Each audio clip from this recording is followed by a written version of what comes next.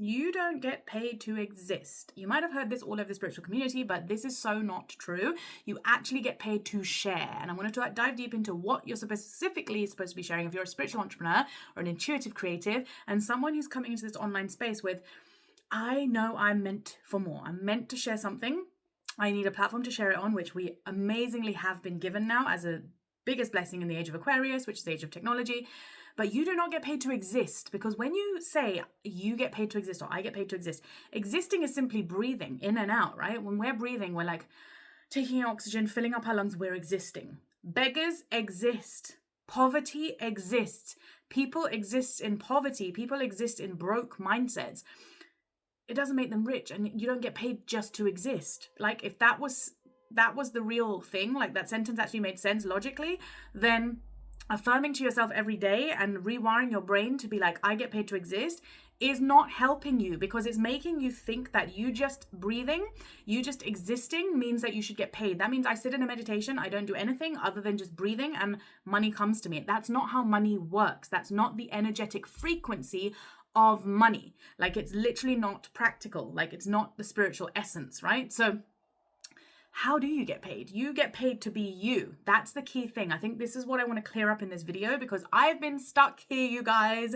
It's not just you. If you've been stuck and you're like, I've been doing the rewiring, I've been doing like, I get paid to exist, I get paid this, I get paid that, but then you're not taking physical action, you're not taking intuitive action, you're not being courageous, you're not putting yourself out there, you're not doing the things, guess what? Money is not going to show up. So no, you're not going mad. No, you're not like, oh, is there something wrong with me? No, it's just the wording and the communication, because your subconscious mind is so specific in how it operates that certain words, if it can't come on board with, or it's like connecting to something that's not even based in our reality, it's not one of the universal laws and principles, how is it going to manifest for you? Because it's non-existent. Like, it doesn't exist on the scientific spiritual plane either.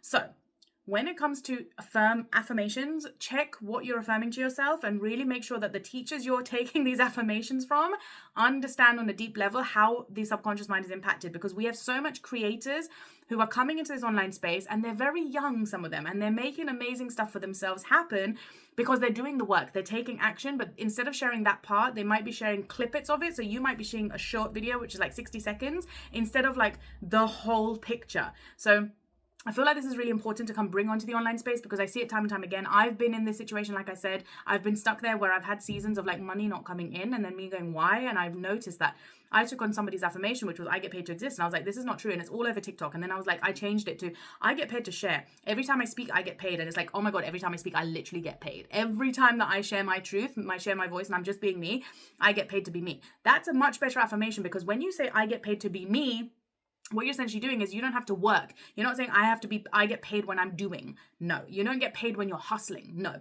you want to switch that to I get paid to be me, which is so much more powerful. It allows you to be yourself and be paid for it. So it allows you, if you love spirituality and you want to be paid for that, then it will give that to you, as long as you share, right? Which is why I say I get paid to be me and I get paid to share. So whatever it is that makes you be you, because you're like, how are you doing this, Janie? This is how. I obviously go deeper and deeper into this with all my clients in my powerful membership and all my offerings, which the link will be below, those of you who want to come work with me. But if you want to do this yourself, the first thing that I would recommend, there's a couple of things that I'm going to dive into in this video, but the first thing is check your blueprint, check your astrology blueprint, check your human design blueprint. Those of you who don't know this, you can go on YouTube. There's so much information out there. Information is not what you need. You literally need to know the process and diving deeper into your mindset and your psyche and what you're doing. So once you've got your soul blueprint, you want to understand, recognize, who are you? Who did you come here to be? And then I want you to write down a list of like your passions. There is the Ikigai process that I use, which is a Japanese process where it can be a bit confusing. So if you find like, yeah, this is not my thing, then leave it behind, just do your astrology. And I just want you to simply go to your moon sign, like recognize what is in your moon sign. So you want to see the sign that it is and the house that it's in. So for example, when I go to my chart, it will show me Sun Gemini in the 12th house, and then it will go to my moon in Aquarius in the 8th house. So Aquarius and the moon placement shows you your emotions, right?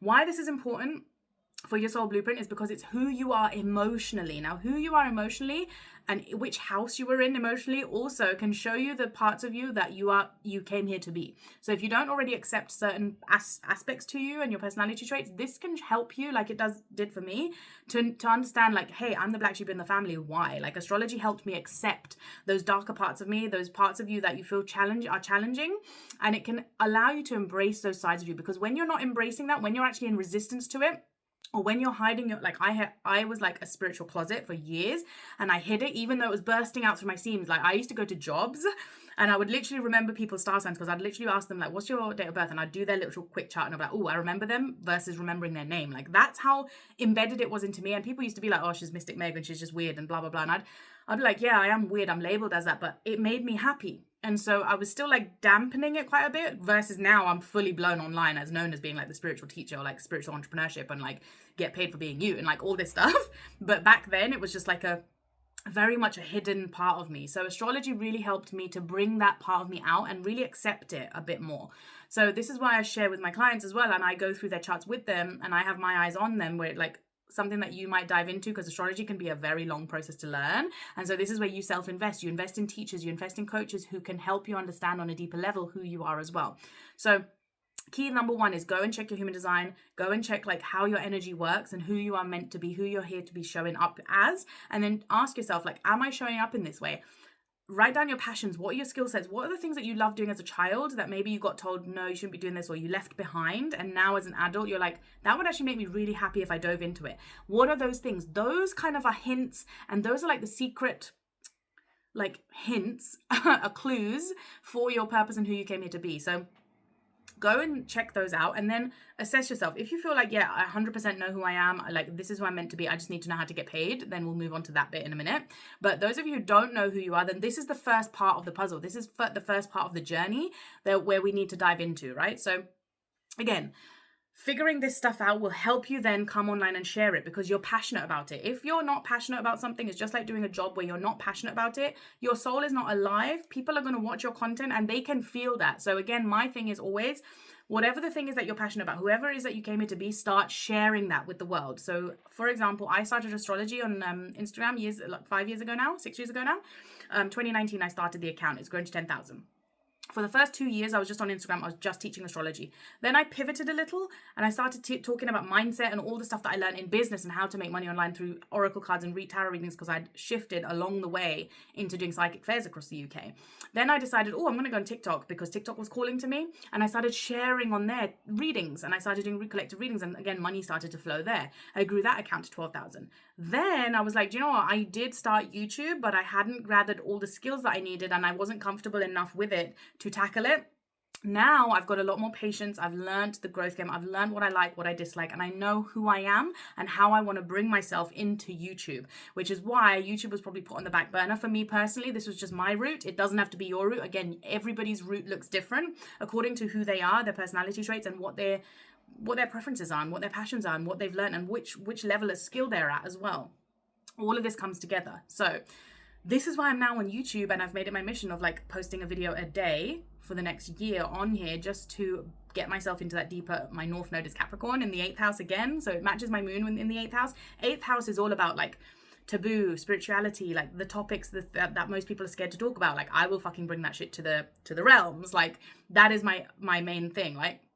So my North Node is calling me to be more disciplined around bringing that shit to you, which is why I'm stepping deeper and deeper into my purpose. Again, you can look to your North Node as to what's your destiny calling you to do, what's your purpose, and what sign is it in, and then which house. The house actually shows you the area. So again, this will give you so many big clues, and this is the work that I love to do, nothing more. Like, I love reading people's charts and like helping my clients with all this stuff, right? So once you've got that, the next thing to get paid is to start bringing that authentic you, that passionate you, the value that you have because you've learned something. So if you've thrown yourself passionately into any of the areas that you've just found that you absolutely love, and you bring it online or you share it in any capacity, it doesn't always have to be online, you guys. Like I gave in another video, like you can go watch it. I think it was one yesterday about my curly hair story and how an opportunity landed of a physical spiritual astrology workshop that I'm now hosting, that I'm being paid for.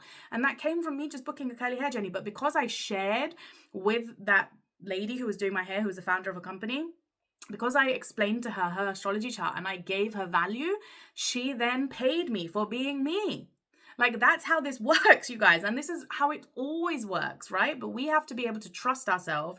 First of all, we have to be courageous enough to take that step. We have to be bold enough to bring that shit up. And there are challenges. Like, it's not going to be easy. I'm not going to lie to you. There's all these gurus who are like, oh, it's easy, it's easy, it's easy. It's like, no, it can be tough. For some of us, it can be difficult. It can be challenging, especially when you have all of these fears around, oh, what if my family say this about it? But fear of judgment, and how will I show up on camera, and like, I don't know what to talk about, I don't know where to start, and all these things. And it's just like, you just do it. You feel the fear and you do it anyway. I was terrified when I first did my astrology talk. When I did psychic fairs, I used to give talks across the UK, and I was terrified. Like, I would be shaking internally, and I'd get like the tummy bugs, and I used to go to the toilet and all of the stuff, right? But I'd feel the fear. I'd feel sick to my stomach. I'd get the nausea. I'd literally feel like I'm pregnant or something. Like, that's how bad it got. So I had the shakes and the sweats. And I'd be texting my partner going, I'm fucking sick. Like, I feel sick. I can't do it. Like, and then I'd force myself to do it. And that's where growth happens. That's where the magic happens. That's where I share my stuff. And then immediately money would flow through some way, shape or form after that, right? I'd sit at my table and like psychic people would just come and book in. So you get paid to be you, but not the you that the world tells you to be. Not the you that is copying other people. That's not you. You meaning your soul and its blueprint, and you being authentically yourself without the filters, without the conditioning of your culture and your society and all of those fears. When you can feel that fear, you move through it and you do the thing that you came here to do. That is where your growth happens. That is where you get paid. That's where the money is at, right? So if you can unlock that within yourself, this is where your treasure is at. This is where the gold is at. And I'm telling you, I've been on this journey for 6 years and I'm still unlocking more of my authenticity. Like, this work can take so long, especially if you're like me, with someone with a background of like narcissist trauma, abuse of all sorts. Like, this can be a longer journey, but it's so worth it. Like, I would not trade anything in the world for doing what I do today, because I absolutely love who I am and I love to share every part of what I learn along this journey, because it helps somebody, it impacts somebody. And because of that, I'm not even searching for the money. And this is where that embodiment piece comes in, where you no longer live in that survival mode. And I'm going to do a whole video on survival mode and what that looks like, because so many spiritual beings are stuck in that poverty mindset because of that. That there's this mindset around the spiritual community of, oh, I shouldn't charge too much, or spiritual people don't pay, or, you know, all these limiting beliefs. And it's like, all of that is bullshit. All of that is bullshit that we make up in our own minds. Like, there are people who are spiritual who have paid me like 5K packages. There are people who spend 20K packages who are spiritual beings. There are people who are paying 50K packages. I've worked with millionaires who spend like 100,000 packages. It's normal. But if we don't start associating our minds with that normality, it will always look like it's a pedestal away from us. And that's the thing that we have to do, that we have to bridge that gap from what we think in our mind, which our mind is just the ego, right? Which is just keeping us trapped in this loop of illusion. And if we allow it to keep us there, then that's the life we'll keep living.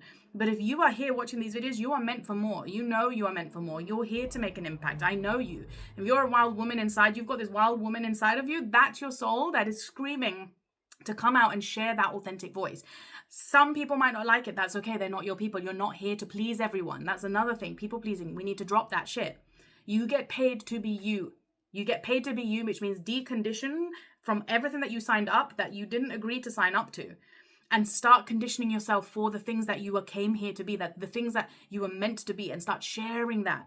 Because in doing that, you are creating a ripple effect across the planet. You are helping people. You're impacting people the way that you want to in your heart of hearts, and you're not allowing your fears to stop you. So if you really, truly want to be paid to exist, you get paid to be you. Start being you and assess yourself. Are you being you right now? How can you be more you, and how can you bring that version of you out to people so that you can start to get paid? This is the work that we do in all of my containers, and I absolutely fucking love it. And I'm here to empower you, because you can do anything that you set your mind to. But the thing is, your mind is not set right. And that's the starting point, right? If you can set your mind up right, the action steps become easy. It's a piece of cake because your mind is on board. And if we can get our mind on board, everything becomes more joyful. It's the mind that will try and keep us blocked, stuck, because we're built for survival. Like back in the cave woman days. I'm saying cage because the mind is literally like, it becomes your cage, or it can set you free. It depends on what you're choosing to do with it, right? Back in the caveman days, that's what I'm saying.